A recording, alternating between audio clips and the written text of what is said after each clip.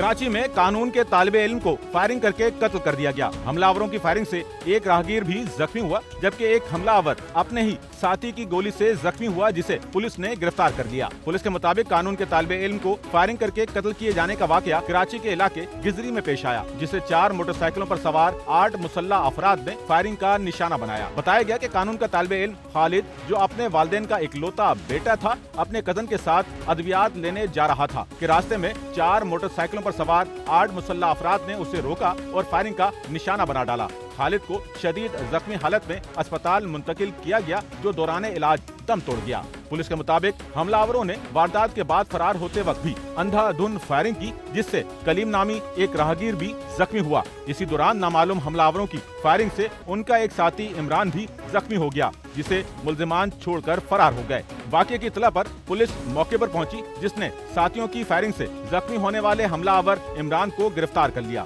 और इलाज के लिए अस्पताल ले गए। बताया गया कि पुलिस ने वाकये का मुकदमा दर्ज करके वाकये में मुलविस मुल्जिमान की तलाश शुरू कर दी है, जिन्हें जल्द गिरफ्तार कर लिया जाएगा। कैमरामैन अमीन के साथ नौमान रफीक, SNN कराची।